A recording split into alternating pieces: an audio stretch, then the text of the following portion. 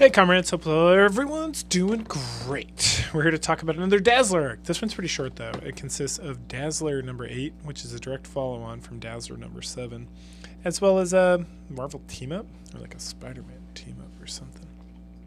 And then we get some more bullshit that we're going to cover. There's a lot of just kind of random stuff during this era here that we're going to kind of go over, just dealing with Miss Marvel and Dazzler and just various other kind of like having a better understanding of different characters, what they're doing during this time period, so that in the greater like X-Men time frame we can kind of figure it out. And I apologize, it's Dazzler 7, which leads on from Dazzler 6. Okay, so go ahead, like, share, subscribe, comment, and we pick up right where we left off with Hulk destroying the school and Dazzler trying to get him to calm down and fighting him. We get an introduction of these like very shady folks who all got released from prison. They're talking to somebody, and then he's like, I got you all here so you could kill that murderer Harry Osgood. And Harry Osgood is the one that it's Dazzler's manager, so that'll be important for the next Dazzler arc. But at some point the army shows up, Hulk fights them, Dazzler's trying to figure out how to get the Hulk to calm down and all this stuff, and eventually Hulk wanders into like a science lab and is smashing the whole place up because Bruce Banner is a scientist and he hates scientists, and he sees a doggo. And oh, the Hulk loves doggos. And because the Hulk loves doggos, Dazzler she has to rethink everything she knows about the Hulk and why she attacked him and his whole motivation in life, because, you know, people judged her for being a mutie and she judged the Hulk, and now she feels bad.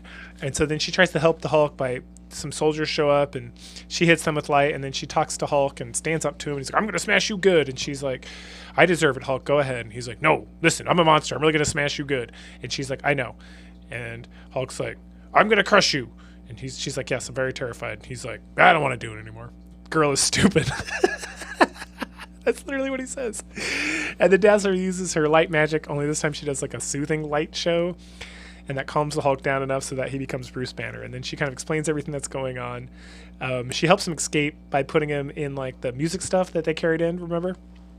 When they set up the show, and then they're driving the stuff back, and at some point Banner gets out of the car and he starts hitchhiking again, as he does, and then he finds $200 and a note that says best of luck from Dazzler, and he's like, oh, you shouldn't have, she's such a sweetheart.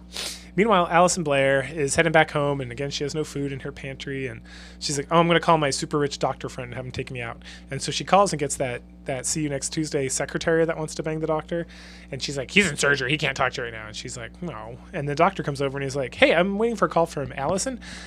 Did she call? And she's like, no, that was just some solicitor. And she's like, you don't know, someday you and me will be together, even though Allison Blair is way hotter and more cool than I am. Anyway, so she's like, whatever, I'm just going to take a nap. So she opens her terrible futon up, gets undressed, and lays down to go to sleep. Oh, also during this episode, or this issue, we see this guy following her around, and she kind of notices it. But then he's like, yes, I will get her to join me. Yes, excellent, excellent, excellent. Follow up with that later. Next up is Marvel Team Up number 109. In this one, we start immediately where the previous Marvel Team Up left off, which we did not follow. So what's happening is there's a beautiful picture of Dazzler on the wall, and Spider-Man's being like choked out by this guy called the Thermatronic Man. So Spider-Man and this fella called Paladin are trying to fight this guy because his whole backstory is that he's like a scientist with his wife, and he created something to like help people something, and it like gave him powers where he can absorb like thermo power, the heat from people, and then use it to attack. Anyway, he's got Spider-Man on the ropes, and Paladin got bashed into the building. And Paladin I've never seen before, and I don't remember ever him's thing, but he's kind of like a mercenary superhero, it seems, in this issue. It gets explained as, but then Allison shows up, she blasts him, giving Spider-Man an opportunity to hit him again, and then Paladin finally wakes up and he has this thing that will take the guy's powers away. So he uses it, but it's ineffective, and then the guy like runs off. But Spider-Man's like, all right guys, I'm good, and then he almost collapses. So then Allison and Paladin have to carry Spider-Man back to Allison's place, and they're having coffee and flirting and stuff, and we get the backstory. So the thermogenic man, or whatever, this is probably explained in the previous issue that I did not read, so I appreciate that I was actually here. His real name is Dr. Walter Michaels, and he was doing research on synthesizing vitamins into your body via microwaves. That sounds real dangerous.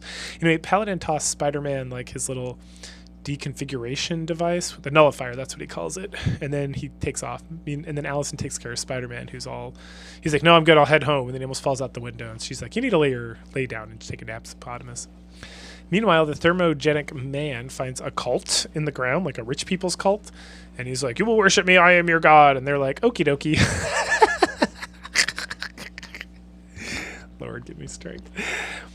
Spider-Man makes some comments to himself about Allison's relationship with her dad. She sees like a spider and freaks out, and then he leaves. And then we get some bullshit Spider-Man stuff, the cult stuff, back to Allison. Allison's put on a show somewhere, having a grand old time, and these guys from the cult come to kidnap her, so they whack her in the back of the head and drag her off. Meanwhile, Spider-Man, because he's Peter Parker, a super smart scientist, he's fixed the nullifier, made it into like a helmet gizmo thing, and then now it should work. They just got to get it on his head. Thermogenic man's wife, who paid the paladin to cure her husband and gave him the nullifier in the first place, shows up at the cult to call him out on that. And then Allison's there, and they're calling him out on it. Then Spider-Man shows up, and then blast, blast, blast, blast, blast. The paladin shoots a bunch of these guys. Allison's fighting as Dazzler. She gets her like music thing going, and there's just a big old battle. And they keep trying to get this helmet on their thermogenic man's head, but they're having a real tough go at that. But eventually, he grabs his wife, starts absorbing her powers, and then Allison's like distracting with the or Dazzler, I should say, is distracting with the light powers and skating around and stuff. And Spider-Man's finally able to get the helmet on, and then Paladin hits him like real fucking hard. And then the wife like cries a tear because I guess he killed his best friend and almost killed her. I don't know if he's dead. He's like laying there unconscious at least. And that's when Paladin's like, all right, got paid, time to go. And that's the end. Yeah, not much to talk about there. Yeah, it's just more Dazzler. Dazzler's fun. She's funner when she's an X-Men because then she does cool stuff and dates Longshot, who's fucking cool. But yeah, that's all we got for now. So go ahead, like, share, subscribe, comment, and I will catch you guys later. Bye.